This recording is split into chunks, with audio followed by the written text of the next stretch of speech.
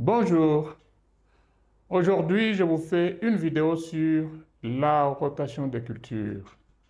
La rotation des cultures est un système de production où plusieurs cultures sont plantées à une certaine fréquence dans un ordre qui économise les ressources du sol.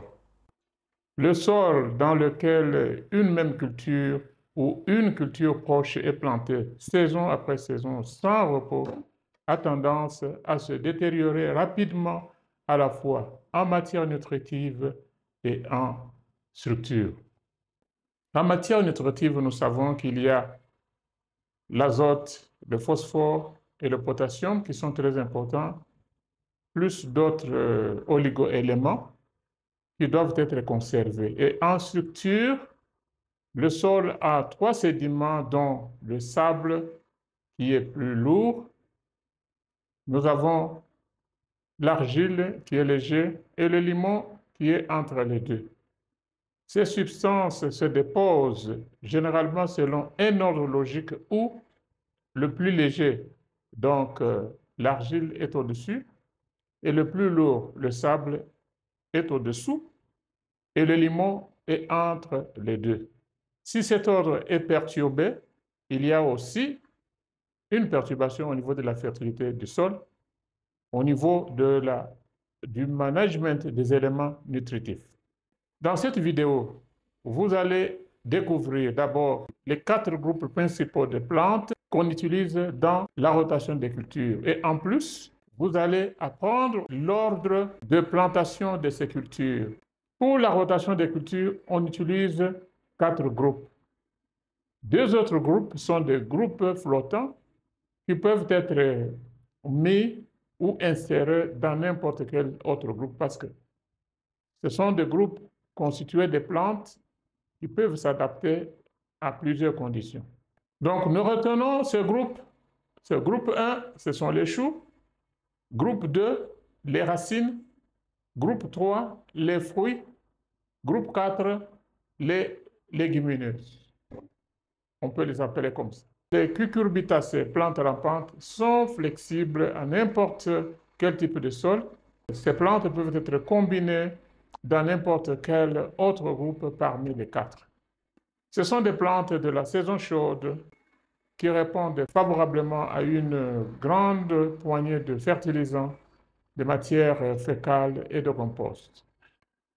Les autres plantes comme okra, maïs, céleri, patates douces sont des plantes placées dans le deuxième groupe flottant qui est composé de plantes qui s'adaptent à plusieurs conditions. Maintenant, passons aux caractéristiques de ces plantes. Dans le groupe 1, le groupe des crucifères, où l'on trouve les choux, parmi lesquels nous avons les choux de Chine, nous avons les choux de Bruxelles, nous avons le brocoli et toutes sortes d'autres choux, des plantes à feuilles. Ce sont des plantes qui sont des grands épuiseurs du sol. Ils ont besoin de beaucoup de compost, de beaucoup de matière fécale. Et principalement, ils ont besoin d'azote. Ces plantes doivent recevoir beaucoup de matière fécale et de compost de temps en temps pour donner de bons résultats. En général, ces plantes aiment un climat relativement froid, c'est-à-dire avant le commencement de la saison sèche ou la saison froide, ces plantes doivent être déjà plantées pour que le coup de froid qui abîme les plantes les trouve déjà comme des plantules qui sont déjà établies dans le sol. Les choux et les oignons supportent les températures basses. Au groupe numéro 2, nous avons les plantes à racines. Là, nous voyons des plantes telles que la carotte, la betterave et les autres. Ce sont des plantes très résistantes aux hautes températures. Ce sont des plantes qui ne nécessitent pas l'ajout de matière fécale avant de les planter. Les matières fécales ou le compost seront ajoutées après que les plantes soient déjà sémées après quelques semaines. Les matières fécales encouragent les racines fibreuses et des racines en fourchette. C'est pour cela que nous les utilisons avec beaucoup de précaution pour éviter les formes anormales des racines qui sont utilisées. Dans le groupe 3, nous avons les plantes à fruits. Cette famille est dite la famille des solanacées, où l'on trouve les tomates, les aubergines, les piments et autres, aiment un climat chaud. Donc, ce sont des plantes qui supportent des températures hautes. Les autres, comme la patate, la laitue, préfèrent une température basse. Ces plantes aiment l'application des matières fécales et de compost. Mais si le sol est bon, elles peuvent toujours donner des bons résultats. Ce n'est pas comme le groupe 1 des crucifères qui ont vraiment besoin de grandes quantités de matières fécales. D'une manière générale, une fertilisation généreuse donne de bons résultats.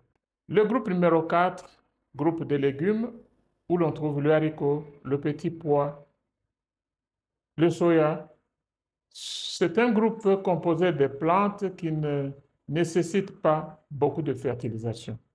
D'ailleurs, ce groupe a la capacité de fixer l'azote du sol au niveau des racines. Dans la rotation des cultures, la chaux joue un rôle important. Parce que la chaux peut contrôler le pH du sol. Donc, cette chaux est utilisée lorsqu'il y a déjà apparition des signes de l'acidité du sol. De préférence, la chaux est utilisée avant la plantation du groupe 1 ou encore du groupe 4.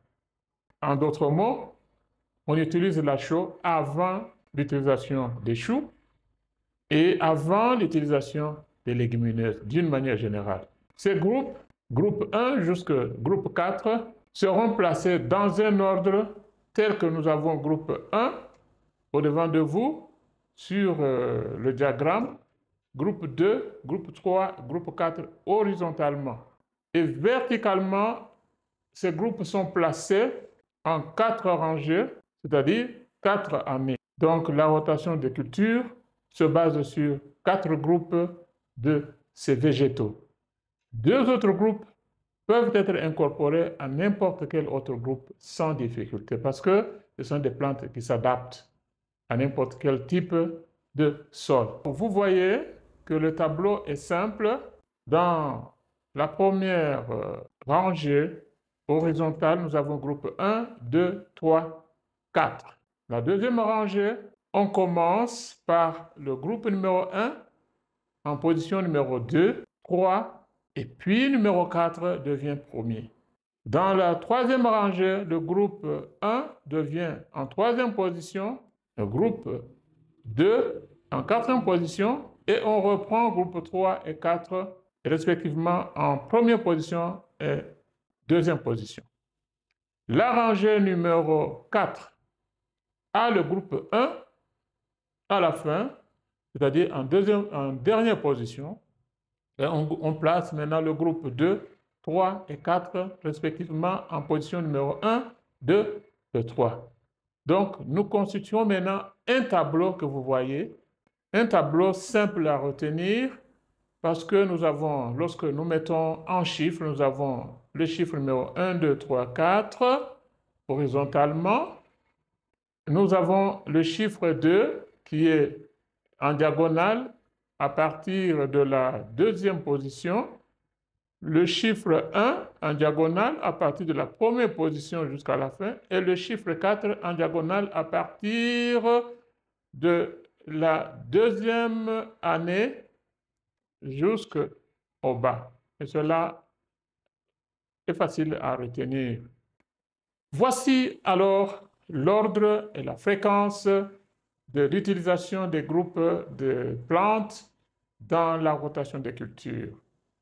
En conclusion, la rotation des cultures est très importante pour améliorer et pour préserver la fertilité du sol. Lorsque vous plantez le groupe numéro 1, par exemple, la première année, vous pouvez répéter la deuxième année, mais lorsque vous arrivez à la troisième année, quatrième année, cinquième année, la production commence à chuter. C'est pour cela que nous devons respecter l'ordre selon les groupes 1, 2, 3 et 4. La rotation des cultures est parmi les bonnes pratiques à utiliser en agriculture.